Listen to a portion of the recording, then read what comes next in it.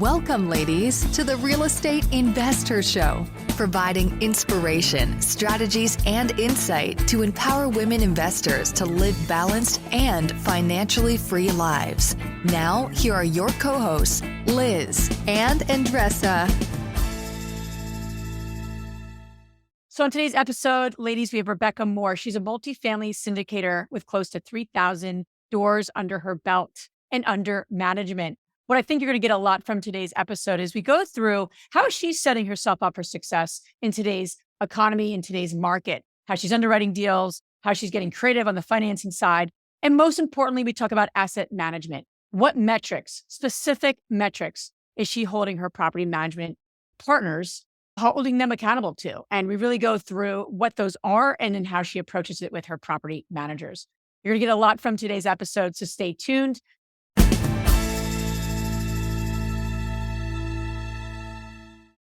Welcome back, ladies. This is Liz, and welcome back to the Real Estate InvestHER Show. I'm so excited to be joined by Rebecca Moore. Hey, Rebecca, thank you for being on our show today. It's great to be here, Liz. Thanks for having me. So excited to jump into Rebecca's story. She is a multifamily investor. She's got close to 3,000 units with her husband. So they're doing a lot in the space of multifamily, and it is an interesting space right now, especially in today's market. So we're going to be talking about her investments, how they're thriving in today's market, and a bunch of other important pieces to run your properties efficiently and effectively. So excited to have you here today, Rebecca. I am running solo for those new to our show or have been with us since the beginning 5 years ago. You know, I'm missing my partner in crime here, Andressa, but I love her, I adore her, and she will be back with us very, very soon. So I just wanted to mention that, but I'm excited to be with you here today, Rebecca. We're going to jump in. Before we get into the throes of multifamily in today's market, I want to ask you, what lesson has taken you the longest to learn along your journey? Okay, the lesson. We start deep. Yes, very good. Not comparing myself to other syndicators. Okay. Might be one of them. And that might be, thinking, oh, I need to go faster. I should be buying more. I should be doing more. And no, I shouldn't. I'd rather be the tortoise than the hare. I think that by underwriting well, very conservative, knowing my market, and feeling very good about my purchase helps me to then get this great product for my investors. And we can't look in any area of our lives. We can't compare to other people. We are on our own journey. It's so And true. sometimes that's hard to not look one way or the other and say, how am I doing? It's so true, right? And I think we have that comparison, syndrome. I see it even with my children, right? My 9-year-old who's starting that, and certain camps that his friends are going to that he's not going to, and what they're going to get. And, it's just interesting how it begins at an early age, right? The Jones effect, if you will, of where we are and being kind of happy and grateful with where we are versus comparing, right? And social media doesn't help. It just doesn't, right? Because it looks like everyone's got this perfect life. Everyone's vacationing. Everyone's just, drinking wine on on the beach. And you're like, not feeling that today. I'm having a tough day. Yes. So I love that. I love that. And I think we really hold that very true with our community. It's not about the doors you own. It's about the lifestyle you have and how much you actually own of those buildings. So that's great. Great advice and great insight. So let's talk a little bit about your journey. And I know you and your husband have built, a large portfolio to date, which is very impressive. I'm curious a little bit about, because I know you said you come from a military wife background. So tell us a little bit about that background and then how you really got, to your got your first purchase underway in terms of multifamily, and then we can kind of get into some specifics. Okay, sure. Yeah, that's a great story. So I was a full-time psychologist out in San Diego, and I met my sailor there in San Diego. Warren was at the time a commander in the Navy. He's a captain. Anyhow, we met and we, get shipped from one side of the nation to the other. And Warren had bought some single family homes during his time. And then, of course, we bought more together. And at the time when it came where he was going to retire from the Navy, we were thinking, okay, what are we going to do with all of these houses? Because they were in different states and all run by a property management company, of course, because we would be off from one place to another. So we were thinking, all right, sixplex, eightplex, how can we get started in this type of business? And of course, we had read Rich Dad Poor Dad. We were on our way and we went to a real estate expo and we learned about syndications. So we got involved with a group in Dallas and it was just eye-opening, amazing, thinking that as a team, we could go much further than on our own. Hmm. So, at the time, Warren, my husband, was the commander of many ships. And so he could not leave San Diego. I was working full time as a psychologist. So on the weekends, about every other month, I would be flying back and forth to Dallas because that's where my education in syndication was. That's where the market was because living in California, it's not as easy to do syndications. Sure. And of course, Dallas was thriving. Now, this is back in 2014. And again, just a huge population growth there. So that was the thinking of our, what are we going to do with our retirement homes per se? How are we going to build our wealth? That's the direction that we took. And just out of curiosity, did you keep those single families or did you actually do like a 1031 into the multifamily, the larger multis? Like, what was your strategy? Do you still have those? Just curious about, because as we pivot, right? It's the Mhm. question is how do we pivot powerfully? Do we keep the current assets that we have or do we roll them into something new? I'm curious, what did you and your husband do? Yes, we decided to sell actually two. We kept one and we have the one still because this is one he bought in 1992 and it has the same renter in it still. Wow. so, so that's kind of Wow. I would keep incredible. that too, just for that reason. Right, right. We wanted to be able to put our money more so into multifamily. So, yes, we invested those proceeds from the house into more multifamily because we could see how quick it can grow. Yeah, that's great. And you're commuting. So you're working as a psychologist. You're living in Mhm. San Diego. You start buying properties and educating yourself too, as you pivoted into syndications. You're doing all this every other month. You're traveling to Texas. That's intense. You know, Yes, it was. what kept you going to keep doing that?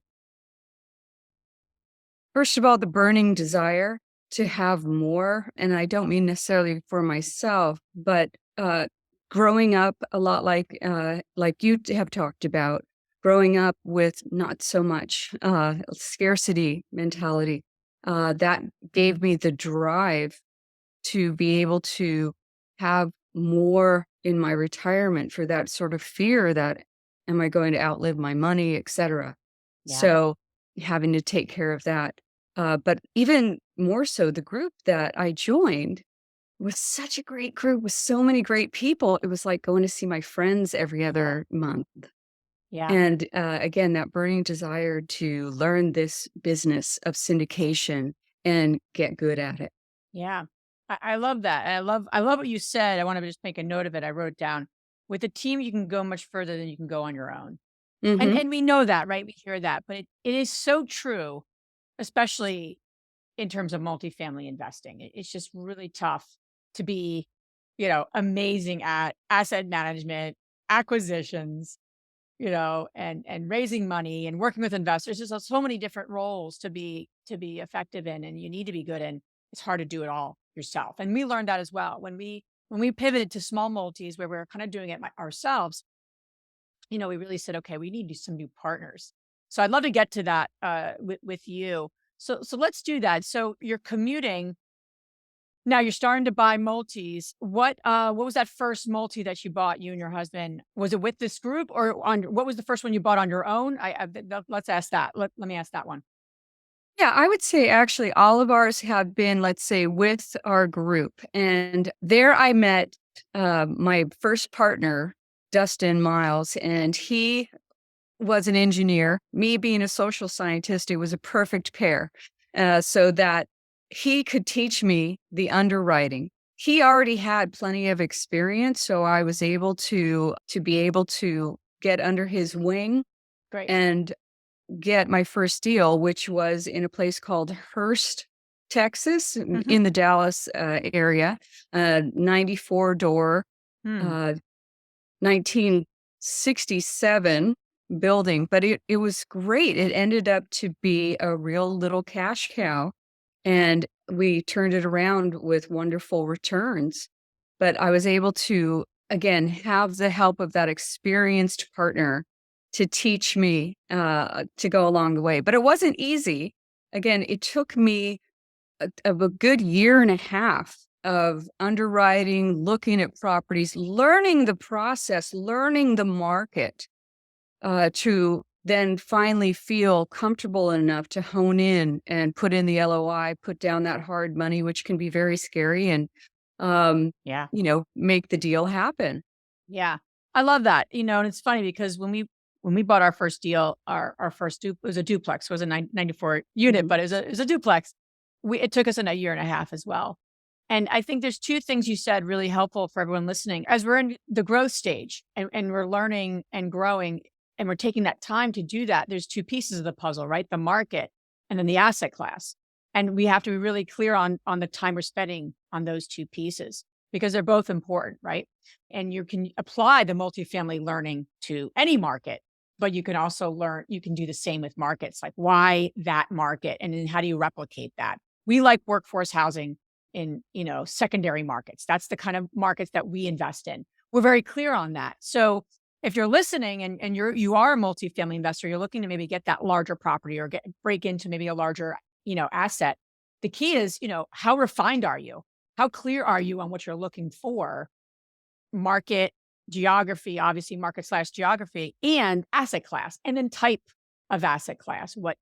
How much work will you need to do? What type of value add to really focus in on? Some people want less work, more class B property. Some really want to go in and turn it around, which is more of the work we do. So you have to be so specific. And I just want to mention how I like what you said there, because I think so many people want to grow their portfolios. And when you really ask them, what is your deal criteria? They just can't answer it.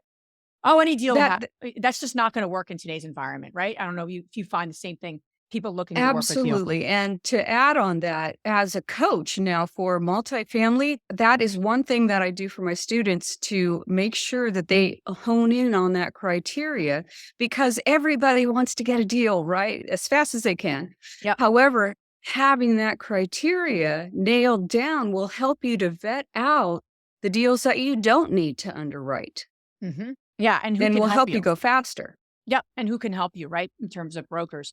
So let's talk about today's market. It's an interesting market. As a fellow multifamily investor, our last purchase was a 670 unit portfolio deal last year. So probably the middle of last year. We have made a lot of offers.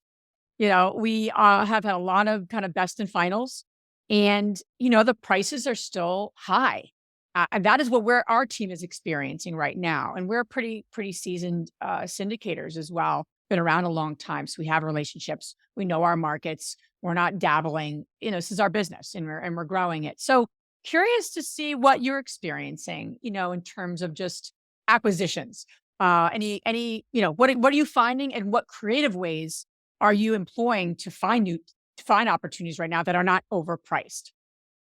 Yes, that has definitely been difficult in the sense that the sellers right now are not coming down to 2023 prices after all of the upticks that we have seen in the last year. And so what I'm looking at is a lot of how I can be more creative on the lender side, because the financing now is really the key to saving some money basically and getting to the best price for us and our investors, who definitely come first. So that is the side that I've been really focusing on, because as many of us know, the prior bridge loans or the variable rates have been very tricky to navigate. So Yeah. that is what I'm looking at first. Now, again, as far as, looking at the property itself, I tend to go for something that's going to have more of an organic growth, meaning the organic growth of the rents, a bit of that value add, and not relying heavily on the other income that I can push that income up. Because if we are in a recession, and people debate whether we are or not, folks in the working class apartments, so that the B, C, well, the C class that I tend to buy might not have that extra income right at this point. So those are some of the facts and figures that I'm looking at. I'm curious with the creative side and the lender, are you, uh, you know, because you could buy a property for 1 million, 2 million, and how you finance it makes all the difference, especially as the higher the price of the property, right? Really makes a big difference. So a little percent, a little percent going up, that variable rates really make a difference on They do. properties that, it's not just on a duplex, but on hundreds of units. So tell us about it, what does that look like for you? Meaning, are you working with less like the institutional, more with passive investors? Like, what are you structuring it differently? Like, what you're just staying away from, like the bridge loans and the variables? What kind of creative strategies are you employing specifically? Well, yes, absolutely. Trying to stay away from the variable rates right now, because even investors don't want to invest. They're very skeptical on that. But looking at how much of the loan to value I can not work with, because now it's like 60% of that. How can I still make this a good deal with the lower leverage? And also, could I buy down a point? Is that something that would help us in the long run to cash flow our business? So, really talking to the lender about what is available that can make that deal work very well, as opposed to just, okay, great, got 80% leverage, a good interest rate, let's go. Yeah, no, that makes a big difference. And, not enough people are doing that. Have you expanded your lender relationships during this time? Have you consistently worked with the same lenders? Like, what does that look like for you? Yes, I do like to work with the same lender, but that doesn't always happen. Part of the reason for that is that the competition is really tough here in Dallas. Hmm. And so some brokers have their criteria of who they would prefer you to work with. It's not a non negotiable, but it does tend to help, at least in a couple of deals where we use their lender, and they tend to have good terms as well. Yeah. Yeah. And you do have to kind of talk to a lot of different, lenders to see what's going to work with the market you're in. And you sounds like you've been in that market for quite some time. So we have to lean into established relationships, but certainly being open to different ones is, especially with lenders, is important. Let's talk a Yes. little bit about, you know, the idea of, you are basically, managing these assets. And so many people talk about how to raise money and buy the property and where to find the property. And then they leave out literally the most important part, is literally managing the asset. And that is where Mm, you're going to make your money or lose your money. Always, in my opinion, mhm. it's the work is to be done when the closing begins, and many people that are in this business know that, but a lot of people that are maybe scaling into larger multi don't know that as much. And I just want to reiterate that. So for you, when it comes to asset managing, like what have you found, managing a couple thousand units now? What are the musts from an asset management perspective that, quite honestly, a lot of multifamily investors don't do? The must. What I really love to do, but I think is a must, is have constant communication with your property manager all the way down to the person sitting at the leasing desk. So we have meetings once a week or bi-monthly with many of our properties. I want to have my pulse, taking the pulse of each of those buildings and knowing what's happening, maybe to more of a degree than others do. But I'm very protective of my investors and of course, the people who are working with me, the management company. Yeah. So I really like to not only have those meetings, but we go over the budget variance about every 6 weeks to make sure that we are on target, because that's very important. It can get away from you. And the person at the desk, the manager, that's not always their focus. They're focusing on our tenants, they're focusing on leasing, Yeah. things like that. But we need to bring back the awareness of, hey, these expenses, what's happening here? Hey, we need you to work with the maintenance guys, talking about other types of expenses or make readies. So I do get a little bit more in the weeds potentially than some operators do, but I, again, want to give that great product not only to my tenants who are there, but to our investors. It's very important to me.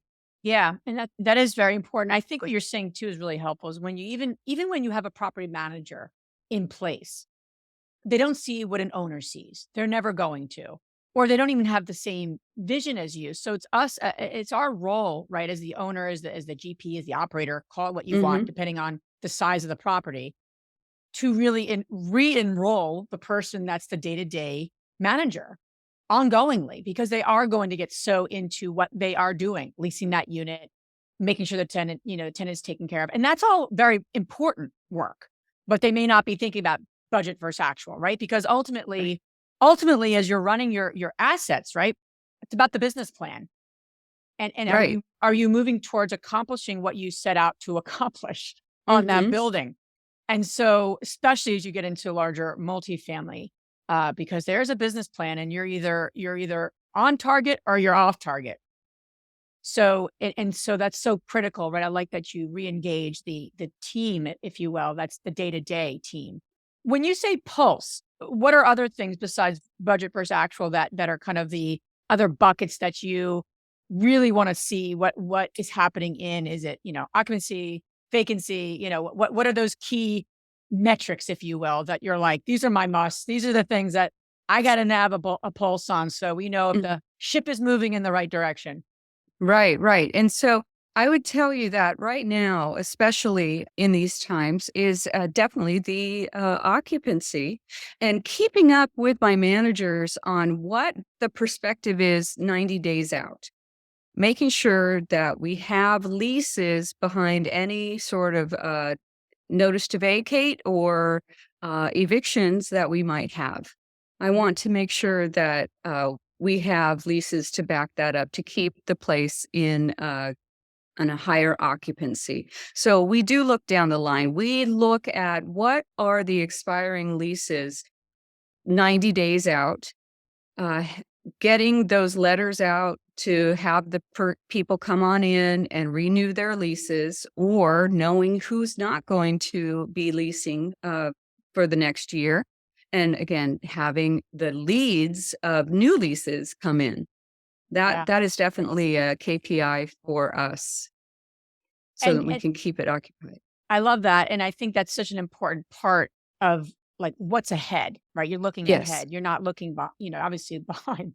And so many Mhm. people are like, well, we have, 90% occupancy, or we have all of our units rented, and they don't even really have the pulse on what's happening 90 days out. And if they do, it's not proactive, it's reactive. And that's the last place you want to be, especially in That is true. now. Mhm. I like that a lot. When it comes to working with property managers, they're not all created equal, and we've had our share of challenges. what would you say is your best advice in working with property managers and how to, I love what you're saying here and having that weekly cadence, that communication. But even beyond that, and obviously sharing the vision, which I also love as a tip, and getting them included in like the business plan itself, not just the specifics of what they're doing. Any other tips? Because it can be hard for a lot of people listening, working with those property managers and I don't singing off the same sheet of music, quite honestly. So any other tips or strategies that you've done so you can have like an exceptional relationship with your property manager, not just a good one, because that's not going to cut in today's market. So what have you done to really create that exceptional relationship with your managers? Yeah, let me go back to my psychology days. Yeah, I was going to say that's perfect, right? And yes, and explain that when you are even interviewing a property management company, you need to go with your gut and feel good talking to that person. That and don't think that your intuition is wrong, because you're typically right. And so really thinking about that. So for example, we spoke with one person, and that person kept interrupting us in the middle of our sentences. Oh. And I just thought, nope, this isn't going to work. So it's not that I was being critical. It was that I'm realizing that this is the way you do one thing is the way you do everything. And so that is important in listening to potential property manager. So other people who will listen full sentence and then repeat, or retort, that's great. That works for me. So I think just out the gate. Also, when looking at management, how do they do their monthly calls? Are they experienced with that? Is it just an Excel sheet, or do they have Microsoft Teams or something more professional? And that's something that I like very much, is having something more professional, not just, the scratch pad of Excel per se.